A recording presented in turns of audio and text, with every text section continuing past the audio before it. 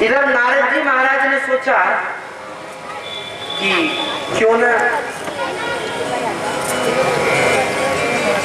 कंस से थोड़ी पूछताछ तो मैं करके आऊं।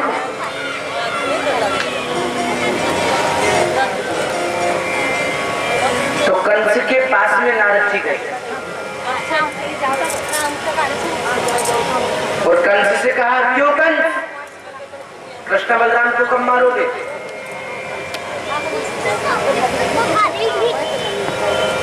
कंस बोला, महाराज मैं क्या करूं, जो भी राक्षस भेजता हूं मारने के लिए,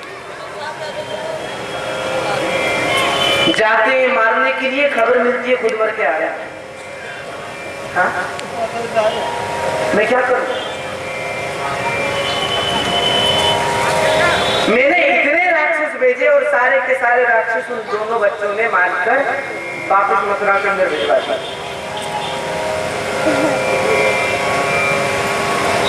तो नारद जी महाराज ने कहा, कंस तुम्हारे पास शिव जी का जो धनुष है, कंस को शिव जी ने धनुष दिया है और शिव जी ने कहा था, कंस वैसे तो नारायण के अलावा इसे कोई नहीं तोड़ेगा और जो इसे तोड़ेगा तो तुम्हें नहीं छोड़ेगा। नारायण के अलावा इसे कोई तोड़ नहीं सकता और जिसने इसे तोड़ दिया वह तुम्हें छोड़ नहीं सकता।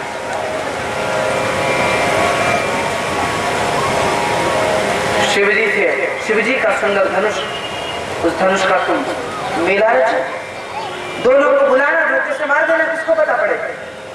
बोले महाराज आपका आशीर्वाद रहा कि ये भी पूर्ण हो जाएगा। बोले मैं तो नहीं जानता, मैं तो परसों के दिन तुम्हारी विजय देखना चाहता हूँ बस। ठीक है। अब नारद जी महाराज कंस के कृष्ण के पास आए, कन्हैया गाय चरा कर लौट रहे थे, प्रणाम किया भगवान के चरणों में और कहा, प्रभु कंस को कब मारोगे? भगवान बोले, मैं कौन होता हूँ मारने वाला, बचाने वाला? भाई जो व्यक्ति भोगता है अपने कर्म के अनुसार भोगता है।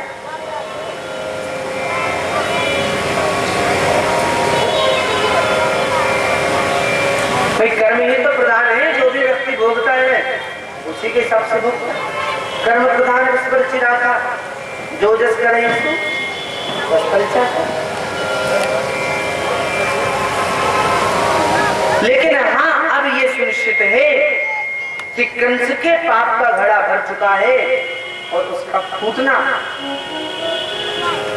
अब निश्चित हो गया। जल्द ही कंस का वध होगा। बोले मैं कुछ नहीं जानता, मैं तो परसों के दिन तुम्हारी विजय देखना चाहता हूं बस। कन्हैया बोले वाह, और वहां क्या कहकर आए हो? वहां हमारे बारे में या उसके बारे में? तारीख दी है दोनों को परसों की। बोले प्रभु आप तो मेरे स्वभाव को जानते हैं, मैं तो वही कार्य करता हूँ जो धर्म के पक्ष में हो, धर्म के विपक्ष में जो कार्य होता है वो तो मैं कभी करता नहीं।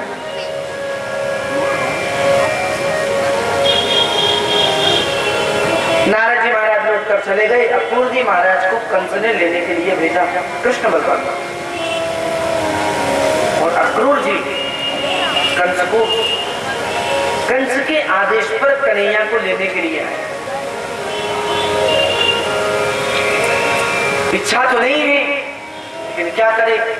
अगर लेकर नहीं आते तो दुष्ट कंस अक्रूर जी को मार डाले, क्या करे? अक्रूर जी महाराज आए,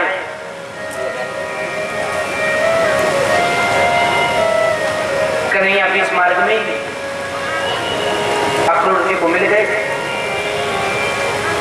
और दोनों में वार्ता हुई। काका जी, मैं जानता हूं आप यहां किस लिए आए, आपको कंस ने भेजा, लेकिन मेरा आपसे निवेदन है कि आप ब्रज के अंदर किसी भी व्यक्ति से ये न कहें कि कंस ने मुझे मारने के लिए बुलाया, वरना ये लोग मुझे जाने नहीं देंगे। अक्रूर जी महाराज आए, इधर मैया यशोदा भोजन कर रही थी और भोजन करते करते जैसे ही पेला निवाला मुंह में लिया, जैसे ही पेला निवाला मुंह में लेने की बात, उधर से अक्रूर जी ने नंद बाबा से चर्चा की तो अक्रूर जी से पूछा, कहिए अक्रूर जी आपका कैसे आना हुआ, जरा बताइए। तो अक्रूर जी महाराज कहते हैं, अरे मैं कृष्ण और बलराम को मथुरा ले जाने के लिए यहां पर आया और जैसे ही सुना कि कृष्ण बलराम को लेने के लिए आए हैं तो मैया यशोदा के हाथ से वह पेला निवाला छूट गया और दौड़कर के अक्रूर के पास आई और कहती है, अक्रूर अगर मेरे प्राणों की तुम्हें आवश्यकता है तो मैं अपने प्राण देने के लिए, मैं अपने प्राण दे सकती, लेकिन मैं मेरे कृष्ण और बलराम को अपनी आंखों से ओझल होते हुए नहीं देख सकती। कन्हैया और बलराम जी जिद करने लगे, भैया तू कब तक हमें बाहर नहीं जाने देगी? अरे तू तो हमें कबू कहीं नहीं जाने देवे, आज तो हम मथुरा जाकर के ही रहेंगे। बाबा ने भी समझाया, अरे कब तक छिपा करके रखोगी, एक न एक दिन तो जाना ही पड़ेगा, जाने दो। और नंद बाबा रात्रि में ही कृष्ण के मित्रों के साथ में प्रस्थान कर गए मथुरा की ओर। मैया यशोदा हमारे कन्हैया को रात भर अपने अंक से लगाए रखती, क्योंकि कन्हैया को कभी मैया ने कहीं जाने नहीं दिया और आज पहली बार गोपाल कई बार जा रहा है। और सवेरा जब हुआ और कन्हैया ने जब अपने महल के दरवाजे खोला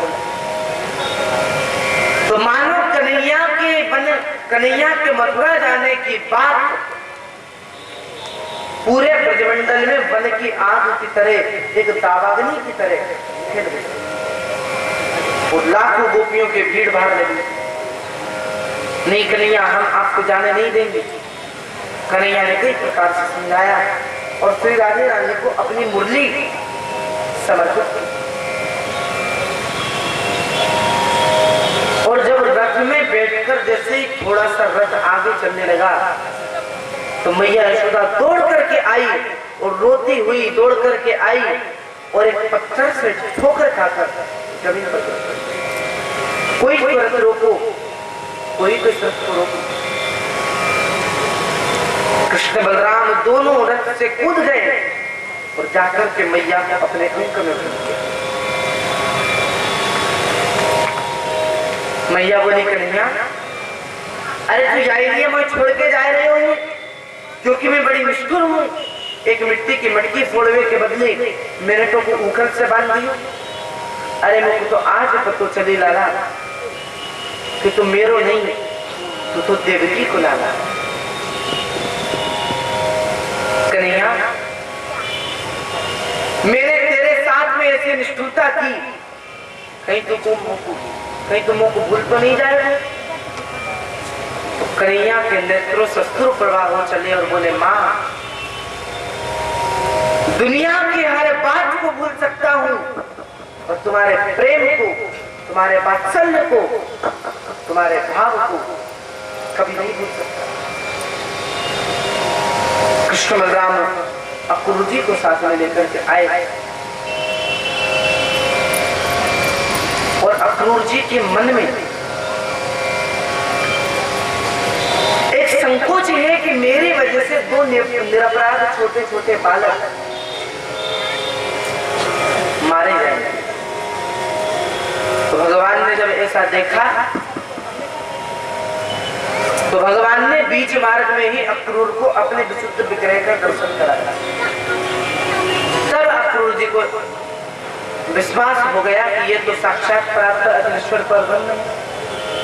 अरे इनका तो कोई बाल विवाह का नहीं कर सकता। और अक्रूर जी महाराज कन्हैया को लेकर के मथुरा नगरी के अंदर प्रवेश करते हैं और मथुरा में कन्हैया अपने मित्र आदियों से मिले और मित्रादियों से मिले, नंद बाबा आदि से मिले। तो बाबा से कही, बाबा हम मथुरा भ्रमण करना चाहे। बाबा ने मना कर दी, नहीं चलेंगे। अगर ये यहाँ वृंदावन नहीं है, यहाँ चले काउ तो सारों के झगड़ो हो जाए, मैं तो कहूँ मथुरा भ्रमण करने को आदेश नहीं दे सकते। अरे बाबा, आप बिल्कुल चिंता न करेंगे, हम बस मथुरा भ्रमण करेंगे, कोई से बिल्कुल कुछ नहीं कहेंगे और लौट करके वापस आप ही के पास आ जाएंगे। और कन्हैया मथुरा नगरी के अंदर प्रवेश करते हैं और सारी माताएं कन्हैया के ऊपर फूल फेंकती है। बड़ा सुंदर भाव है मथुराओं, सुंदर माताओं का, जिन्हें कंस ने मना कर दिया पूजन करने को, फिर भी कंस से भी निडर होकर जो हमारे कन्हैया के ऊपर पुष्पों की वृष्टि करते।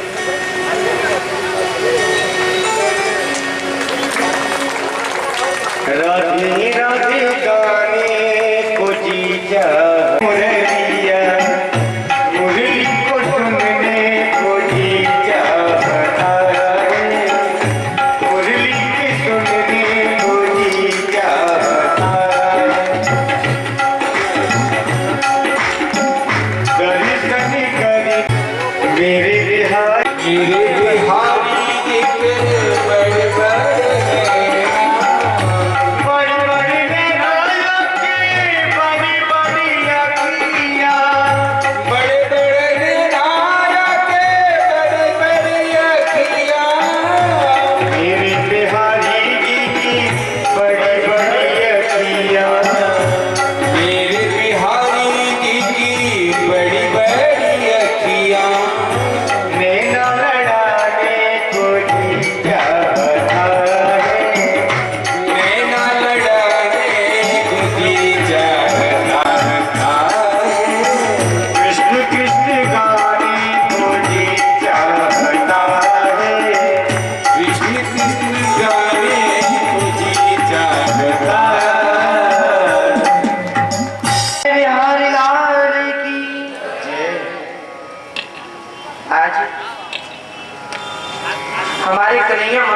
करने के लिए और पुष्प वृष्टि हो रही है कन्हैया के ऊपर, और कन्हैया के साथ में एक छोटा सा सखा मेरे गोपाल की उंगली पकड़ के चल रहा है।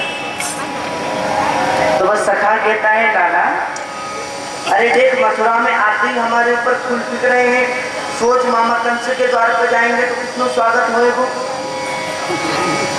कन्हैया बोले, सखाओ तुम भी बड़े भोले हो। हाँ? अरे सखा तो सोच रहे हैं कि मामा जी हमारे स्वागत में घी पूरे की थाली लिए इंतजार कर रहे होंगे। अरे सखाओ, अब सखाओं को तो बता नहीं सकते कि कंस ने मारने के लिए बुलाया है। तो सखा बोला, लाला देख चारों ओर से फूल बिक रहे हैं। बोले हाँ, लेकिन मामा जी आपके पास तो बड़े सुंदर सुंदर वस्त्र हैं, थोड़े वस्त्र हमें प्रदान कर दे, हम शाम को लौटा देंगे। अब धोबी जो था वह था कंस का, वो कंस का धोबी अभिमान कार्यकर्ता।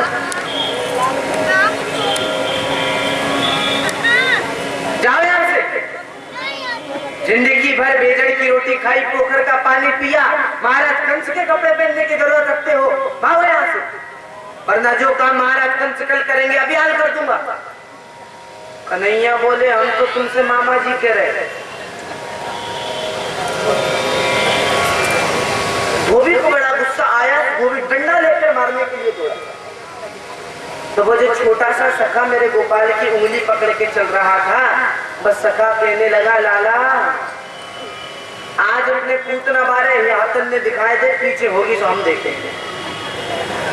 कन्हैया बोले इसकी कोई जरूरत नहीं। और भगवान ने अपने नन्हे से हाथ की छोटी सी मुस्तिका बनाकर जैसे ही मुखमंडल पर प्रहार किया, सर घर से अलग। सारे धोबी भाग गए, भागो भागो भागो, पूतना मारने वालों आ गए हो, सट्टासुर मारने वालों आ गए हो, अगासुर मारने वालों आ गए हो, भागो भागो, सब भागो। और जब सब लोग भाग गए तो कन्हैया बोले भैया जितने वस्त्र चाहिए सब ही पहन लो। तो सब लोगों ने वस्त्र को पहन लिया। बोले लाला अब देखो वस्त्र है, लाला जो है 3 हाथ के वस्त्र है, 20 हाथ। कन्हैया बोले क्या है? बोले अब तो और शर्म लगे। बोले क्यों? जरा पीछे तो देख। बोले क्या है? कि बिना झाड़ू के सड़क साफ हो रही है। हाँ?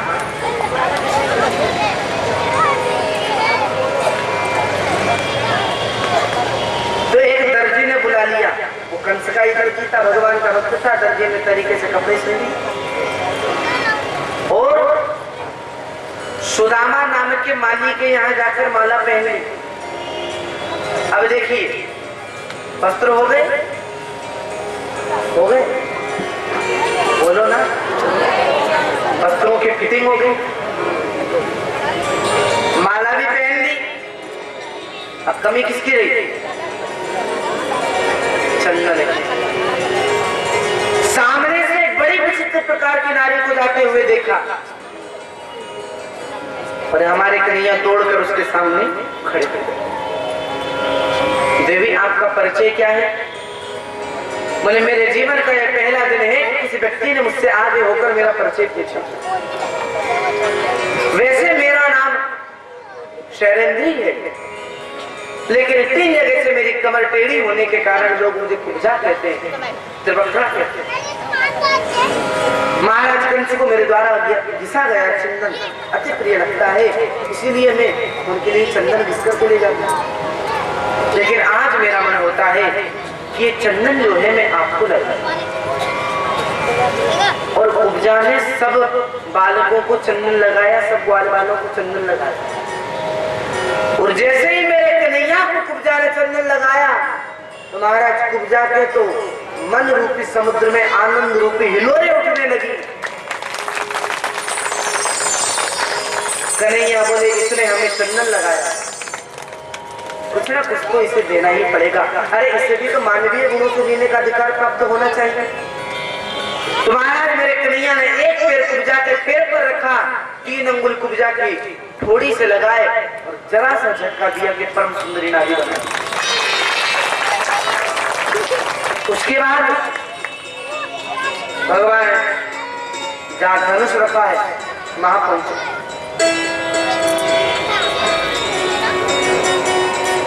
और जो द्वारपाल थे उनसे कहा भैया क्या हम धनुष को तोड़ दें? द्वारपाल बोले जाओ यहाँ से, बड़े बड़े राजाओं से धनुष उठता तक नहीं, तुम तोड़ने की बात करते। एक सैनिक बोला बोले जाने दो, थोड़ा हाथ प्रयास हो जाएगा। अब कन्हैया चले गए और जाकर धनुष को स्पर्श कर दिया और मैंने आपको पहले भी बताया है कि परमात्मा सतोगुण से परिपूर्ण है और सत्व गुण से परिपूर्ण परमात्मा जड़ वस्तु का स्पर्श कर ले तो वह चेतन हो जाती है और चेतन का स्पर्श कर ले तो वह जड़ हो जाती है।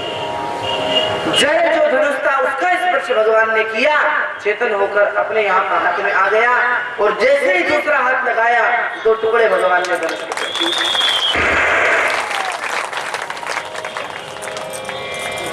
कंस के मन में धक्का सा लगा, क्या हो रहा है?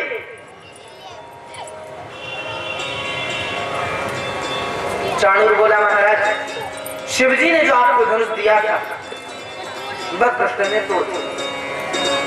अब तो कंस बड़ा घबराने लगा, बोले चिंता मत करिए महाराज, हम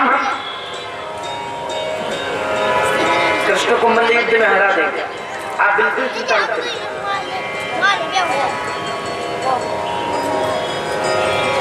मल्ल युद्ध भूमि में भगवान कृष्ण ने प्रवेश किया और सब लोग बैठे हैं और जागी रही भावना जैसी प्रभु मूर्त देखी जैसी जिसकी भावना वैसी भगवान की मूर्ति, वैसी भगवान की सूरत। बालक बैठे हैं, युवतियां बैठी हैं, ज्ञानी बैठे हैं, संत बैठे हैं, कंस बैठा है, चाणूर बैठे हैं, अक्रूर जी बैठे हैं, कुब्जा बैठी है, सब लोग बैठे हैं। और भगवान ने जब प्रवेश किया तो सज्जनों बालकों को बालक दिखाई दे रहे हैं, युवकों को युवक दिखाई दे रहे हैं, वृद्धों को छोटे बच्चे दिखाई दे रहे हैं, माताओं को सुंदर सा छोटा सा बालक दिखाई दे रहा है और युवतियों को कामदेव के स्वरूप दिखाई दे रहे हैं। बड़े बड़े मल्ल योद्धाओं को मल्ल योद्धा दिखाई दे रहे हैं, अक्रूर जी को नारायण दिखाई दे रहे हैं, भक्तों को भगवान दिखाई दे रहे हैं, संतों को परमात्मा दिखाई दे रहे हैं, ज्ञानियों को परब्रह्म दिखाई दे रहे हैं, कुब्जा को श्री हरि दिखाई दे रहे हैं, नंद बाबा को कन्हैया अपने पुत्र के रूप में दिखाई दे रहे हैं, सखाओं को सखा दिखाई दे रहे हैं और कंस को काल के रूप में भगवान दिखाई दे। भगवान जाकर के एक तरफ बैठ गए, चाणूर मुष्टिक दोनों आए, हमारे साथ में युद्ध करो, लड़ाई करो। कन्हैया बोले मामा जी हम पे तो लड़ो आ ही ना है। कैसे नहीं आता? हमने जितने भी राक्षस भेजे सारे तुमने मार डाले। बोले मामा जी तुम्हारी सोगन खाए थे, कह रहे जितने भी राक्षस भेजे सारे मरे मराए थे, हमने तो धक्का देती यमुना जी में फेंके बस, हमने थोड़े ही मारा। नहीं नहीं, युद्ध तो तुम्हें हमसे करना ही पड़ेगा। चाणूर ने जबरदस्ती कन्हैया को पकड़ लिया और चाणूर 1,00,000 सैनिकों से अकेला युद्ध कर सकता है, इतनी शक्ति है चाणूर। चाणूर ने भगवान को पकड़ लिया, मुष्टिक ने बलराम को पकड़ लिया और जब दोनों में युद्ध होने लगा भगवान कृष्ण ने चाणूर को ऊपर उठाया और बलराम जी ने मुष्टिक को ऊपर उठाया और 7 बार आकाश में भ्रमण कराकर जैसे ही जमीन पर फेंका दोनों का बचा। किसी को धक्का देकर मार देते, किसी को उठा के पटक देते, किसी को मुक्का मार देते। एक को मारना चाहा तो बोला प्रभु क्षमा कीजिए, भक्त आपका हूं, पेट भरने के लिए नौकरी कंस की करता हूं। भगवान ने छोड़ दिया, जाओ। एक छलांग भगवान ने लगाई, सीधे कंस के सिंहासन पर पहुंच गए और उछलकर कंस के मुकुट को नीचे गिराकर कंस के केशों को पकड़ लिया। कंस कहता है ये क्या सभ्यता है, मेरे केशों को क्यों पकड़ के रखा है, मुझे दर्द होता है, कष्ट होता है। भगवान बोले दर्द होता है, कष्ट होता है।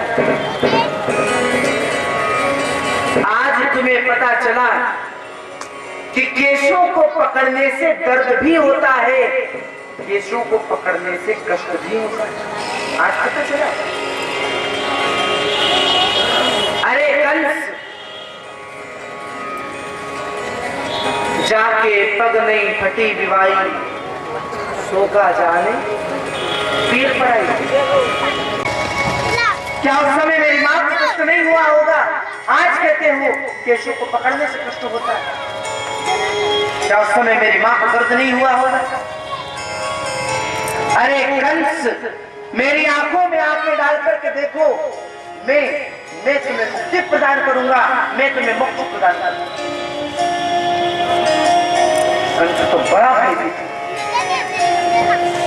और भगवान ने कंस के केश पकड़कर सिंहासन से नीचे फेंक दिया और आज स्वयं पूरी त्रिलोकी का भार लेकर कंस के ऊपर कूद पड़े और कंस का प्राणांत बोले शिवाय कृष्णलाल की। कारागृह में जाकर के अपने माता पिता को भगवान ने छुड़ाया और नीति शास्त्र एक बात कहता है कि अभिवादनशीलस्य नित्यं वृद्धोपसेविनः चत्वारि तेषां वर्धन्ते आयुर्विद्या यशोबलम्। अभिवादनशीलस्य यानी जो अभिवादनशील होते हैं, नित्यम वृद्धोपसेविनः जो नित्य अपने से बड़ों को प्रणाम करते, नित्य अपने से बड़ों की सेवा करते, नित्यम वृद्धोपसेविनः जो अपने से बड़ों की सेवा करते। चत्वारि तेषां वर्धन्ते, चार चीजें उनकी बढ़ जाती हैं। कौन कौन सी? आयु, विद्या, यश और बल। आयु, विद्या, यशो, बल, ये चार चीजें बढ़ जाती हैं। इन चार चीजों की वृद्धि हो जाती है। और आप लोगों को अपने माता पिता के चरणों में प्रणाम करने में शर्म आता है?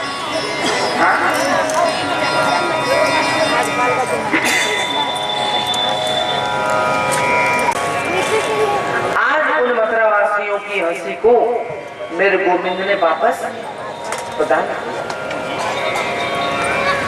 और सज्जनों, सखा कन्हैया के पास आए और बोले लाला चले बोले वृंदावन।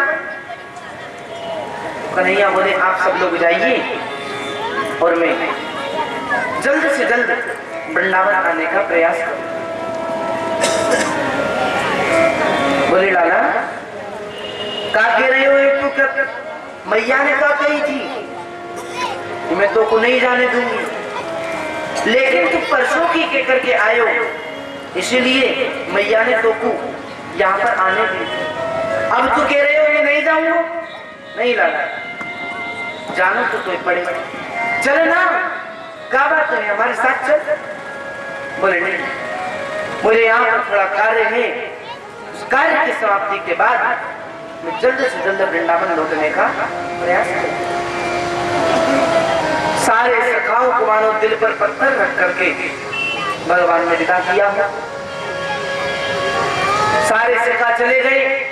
हमारे कन्हैया का मुंडन संस्कार हुआ, यज्ञोपवीत संस्कार, क्योंकि जब तक कन्हैया वृंदावन में रहे मेरे गोपाल ने अपने सर के केश नहीं कटवाए, कभी नहीं कटवाए। जब तक मैं ब्रजवासियों को कंस के दुराचार से मुक्त नहीं कर देता, अपने केशों को नहीं कटवाऊंगा। न कभी सर के केश कटवाए और न कभी भगवान ने हीरे का हार पहना, न कभी भगवान ने सोने का मुकुट पहना, और न ही मेरे गोविंद ने कभी सिले हुए वस्त्र पहने। केवल कारी कामरी को ओढ़ ले। सूर शाम तेरी कारी कामरी पे चढ़े न दूजो रंग। कारी कामरी को भगवान खोल देते। यहाँ तक भगवान ने अपने जीवन में वृंदावन धाम के अंदर सिले हुए वस्त्र नहीं पहने और एक भी शस्त्र वृंदावन में नहीं उठाया। जितने भी राक्षस आए, किसी को धक्का मारकर, किसी को मुक्का मारकर, किसी को उठा के पटक देते, लेकिन शस्त्र नहीं उठाया। क्यों? क्योंकि वृंदावन भक्ति की नगरी है। तो भक्ति की नगरी में शस्त्र नहीं उठाए जाते।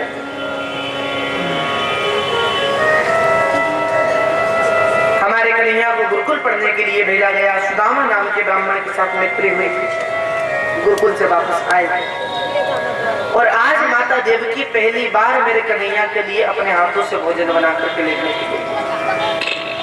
और जैसे ही कन्हैया को देवकी ने देखा और देवकी और कृष्ण के जैसे ही नेत्र मिले तो मेरे गोपाल को मैया यशोदा की याद आ गई और याद आते ही मेरे कन्हैया रोने लगे, नेत्रों से अश्रु झर पड़े।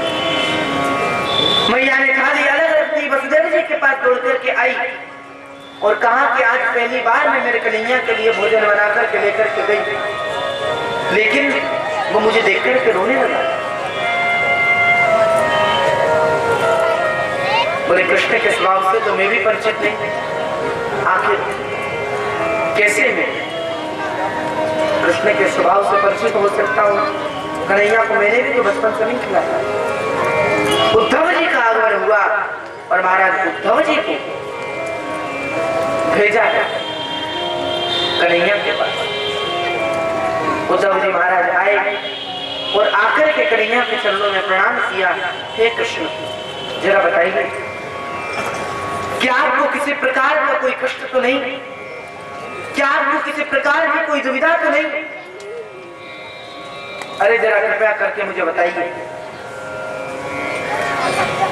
क्या मथुरा में आपसे किसी ने कुछ कहा है या फिर आप किसी बात को लेकर चिंतित हैं, व्याकुल हैं?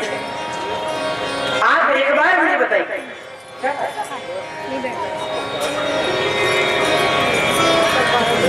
तो भगवान श्री कृष्ण उद्धव के तोड़कर अंक से निकले और उद्धव से कहते हैं, उद्धव लाख बार प्रयास करने के बाद भी मैं उस ब्रजमंडल को नहीं भूल पाता हूं, कभी नहीं भूल पाता। अरे जब मैं अपनी मुरली को बजाता तो सारी गाय मुझे घेर करके खड़ी हो जाता और जैसे ही मैं अपनी मुरली को बजाना बंद करता तो मानो अपने स्वर में ये कहना चाहती हूँ, इस मुरली को क्यों बंद कर दिया माधव, बजाओ ना, क्यों बंद कर दिया? अगर मैं थोड़ा सा दूध कम पी लेता तो मेरी माँ दुनिया भर के वैद्यों को इकट्ठा कर लेती। आज मेरे लाला ने दूध कम पिया, जरा बताओ क्या मेरे लाला को कुछ कष्ट है? बताओ। जो ब्रजवासी जिनके साथ में मैं 24 घंटे रहता, उन ब्रजवासियों से मैंने झूठ बोल दिया कि मैं परसों आऊंगा, आज परसों हो गए और अभी तक मैं वृंदावन नहीं गया। उद्धव, तुमसे मेरा निवेदन है, तुम एक बार जाओ और जाकर के वृंदावन मेरा समाचार सुनाओ। एक बार तो जाओ। तो सोचता है मैं जाऊं, मैं ज्ञानियों ने अग्रणी ने बृहस्पति का शिष्य उद्धव जाएगा उन ग्वालियों के पास समाचार लेके? अरे जब वेद रक्षणा वाणी में संरक्षण प्रदान करूंगा क्या समझ पाएंगे गाय चराने वाले ग्वालिया?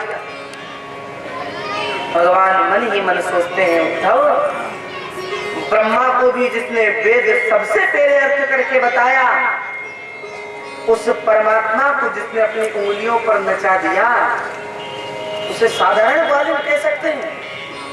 कभी। एक बार तो जाओ उद्धव। उद्धव जी महाराज को मेरे गोपाल ने काली कामनी दे दी, अपना मोरपंख दे दिया, अपना रथ दे दिया, क्योंकि सिवाय कृष्ण के ब्रजवासी किसी को नहीं पहचानते। और आज भी मथुरा के द्वार पर सारे ब्रजवासी विराजमान हैं, कि आज मेरे कन्हैया को हमारी याद आ जाए और मेरा गोपाल दौड़कर मथुरा से वृंदावन भाग आए। आज भी बैठे और जब रथ को आते हुए देखा,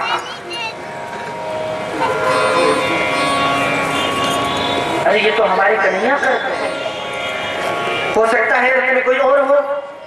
काली कामनी देखा, अरे काली कामनी तो मेरे कन्हैया ओढ़ते हैं, हो सकता है कोई और हो।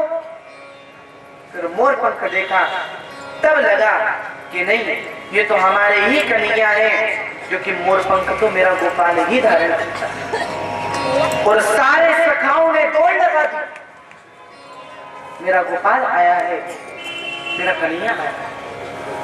लेकिन जो छोटा सा सखा मेरे कन्हैया को मथुरा तक छोड़ करके आया था, वो छोटा सा सखा नहीं दौड़ता।